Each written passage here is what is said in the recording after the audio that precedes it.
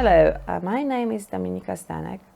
I am a self-regulation coach, a mindfulness instructor and a teacher, as well as a mother. In this project, I would like to present to you the idea of self-regulation and its techniques. Self-reg is a pathway to enhancing resilience, motivation, learning, and well-being. We all encounter stress nearly every day. However, we may experience it in a very different way. Therefore, it is important for everyone to recognize their own stress signals. Recognizing stress signals at an early stage will make it easier for you to react before your stress level gets really high. Actually, we all self-regulate, though sometimes in ways that are maladaptive, for example, that do not help us recover from stress and lead to even greater stress afterwards. One of the most worrying trends we are seeing in children today is a sharp decline in their resilience. Unable to cope with adversity of the fear of failure, they are avoiding challenges altogether, seeking safety in withdrawal. But growth in all its many forms demands engaging with stress rather than fleeing from it. And that requires resilience.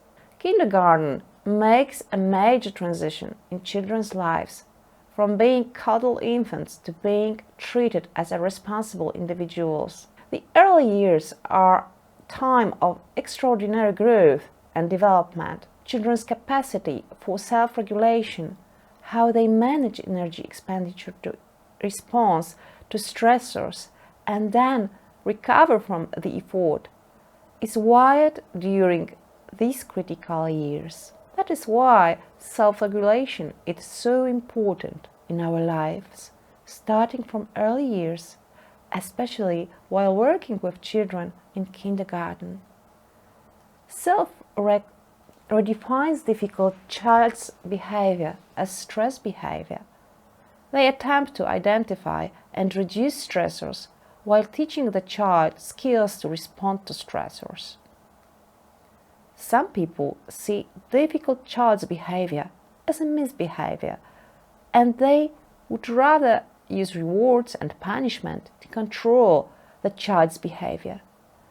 But these do not address the underlying reasons for the behavior observed. When a child misbehaves, always ask yourself two questions: why and why now? And then look for stressors that are standing behind this particular behavior. If you have tried everything as an educator, parent, or a service provider to support children in their families, self-reg can help you to learn how to read stress signals, reframe the behavior, recognize stressors, and reduce them, and later on to restore the energy. But what is also crucial here is the fact that it helps to understand the mechanisms that stand behind stress reaction and teaches how to change harmful habits and develop helping ones. Children can only learn to self-regulate when they have the repeated experience of being co-regulated by caring adults. This does not mean trying to control children's feelings or telling them to calm down. It means to co-regulate, helping them feel calm and safe. Co-regulation is especially important with children, but in fact, we co-regulate with others throughout our lives. The ultimate long-term self-reg goal is to help children acquire the necessary understanding of when and how to manage their own energy and tension, so that they can adapt to the various stresses of life. But self-reg is also personal. if we are going to support our children's self-regulation, first we have to understand our own stress and know how to manage our own energy and tension. I would like to present to you now exercise number 3, called Feelings Game. First, what you would need for this exercise, you need to cut out the faces showing different emotions that are enclosed to our manual and give them to children. For the beginning, you show one of the faces chosen to children and they try to guess what emotion is shown on the picture. When the child recognizes the emotion correctly, then you ask them the question, when do you feel this emotion? In what situation? For example, what makes you feel sad? When was the last time when you felt sad? Etc. And now, after this first part of the exercise, we can move to the second part, which is supposed to be played in groups. So we have to divide children into groups containing 3 children each and put all the emotions cards face down so the children cannot see what is on the other side. And each of the groups has to pick a couple of emotions cards, like 3 or 4 of them. Then one person from every group presents the emotion given on their card to other children, and their task is to guess what emotion is this child showing. The child who guesses the emotion right takes turns and now shows the other emotion from their group. And then we take turn and repeat it. Basically, that's pretty easy exercise and it helps children to recognize emotions. I would like to invite you now for our first exercise for kids. It's called Rainy Cloud.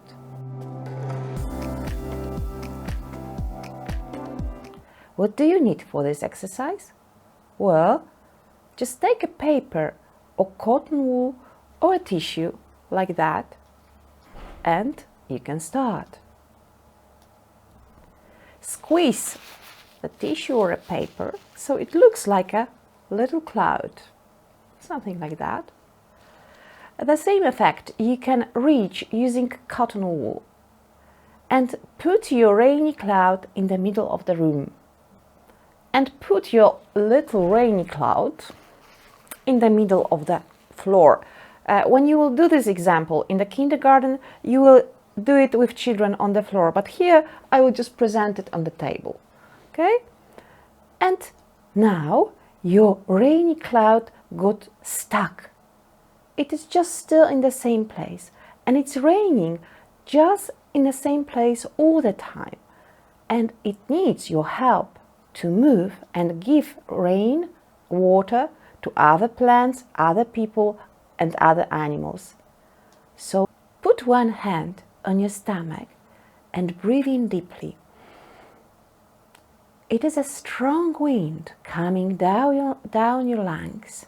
Make sure you can see your belly moving up and down as you are breathing.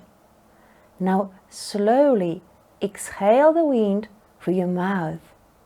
Your breath will help your little cloud to move to the new place. Something like that. And again, breathe in deeply and try to move the paper cloud with your breath. Thank you, wind. Remember not to breathe too fast, as the cloud does not want to move too far. Thank you. In this exercise, you practice deep breathing. Focus on slow and deep breathing so that you can see your belly moving a little bit up and a little bit down according to the rhythm of your breath, but not too fast. Breathing is your natural regulator. When you feel tense or too emotional, try to breathe. Practice this exercise every time you feel overwhelmed with stress or strong emotions, and you will see as they fly away, just like little clouds. I would like to invite you to our second exercise for children. This exercise is called Detective of Senses. So what do you need for this exercise? A toy or other simple object, or a blanket or a pillow, or maybe something like that. Something that you can examine with all your senses. Find a toy or the small object and take it to your hands. Now you become a detective. Your task is to observe the object you have chosen. So first, just take a look at it. What color is it? Is it big or is it small? What is the shape of it? Touch the object with your hands. Is it soft or is it maybe hard? Try to examine it for a while. Is it cold or maybe warm? Smooth or rugged? What else can you feel while you are touching it? And now, try to smell it. Does the smell resemble anything specific that you know? Does it have any smell at all? Or maybe you cannot smell anything. And now, try to listen to the object. Does it make any sounds? Put it close to your ear and rub it for a while. Can you hear anything? Maybe it has some specific sound.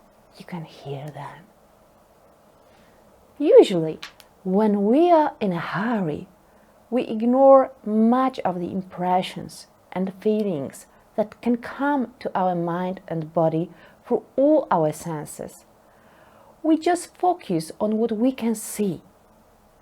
This exercise is going to help you to focus your attention and all your senses. Practicing using all your senses every day keeps us more calm and helps to develop inner peace. I would like to invite you to our fourth exercise for children. This exercise is called balloon breath.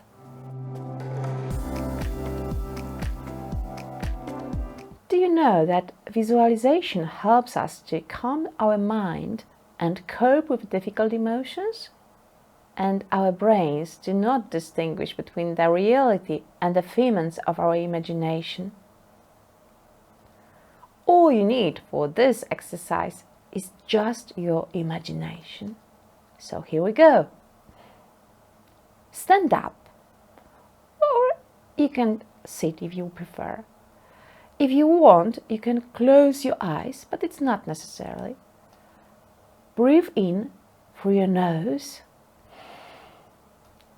and breathe out through your mouth, like that. And try to repeat it 3 times. And now, roll one of your hands as a telescope and put it close to your mouth, something like that.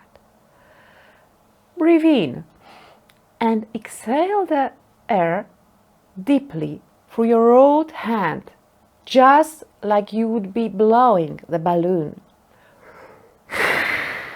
Something like that. Your hand is part of the imaginary balloon. So we breathe as much as you can.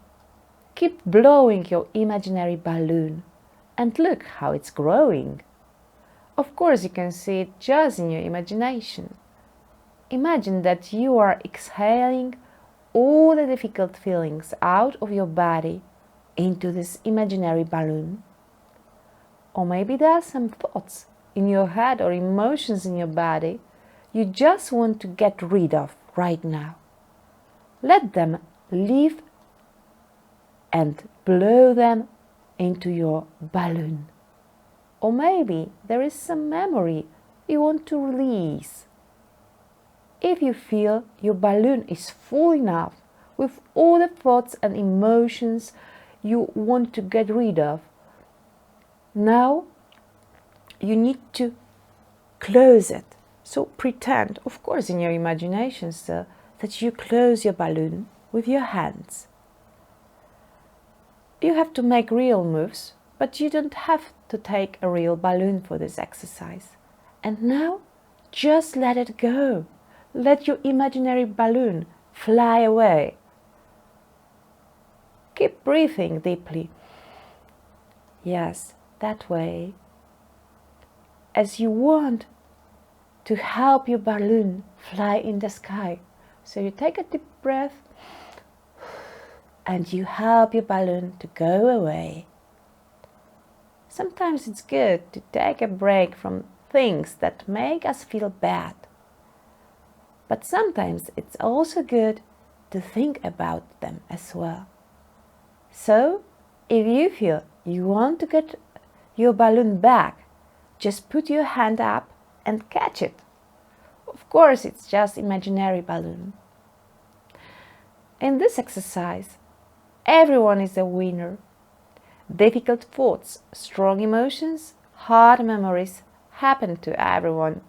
So it is good to have a break from them sometimes. Every time you feel like you need it, try to do this balloon exercise. Now I'd like to invite you to our fifth exercise, which is called the Tree of Thoughts. What do you need for this exercise? Well, your imagination is just enough. Find a place where you can stand up with your arms spread widely as a big tree. And now use your imagination. You are a big tree with strong roots deep in the ground. Spread your arms and pretend these are your tree's branches and your thoughts are your leaves. Each time any thought comes across your mind, shake off your arms and help these leaves to fall down.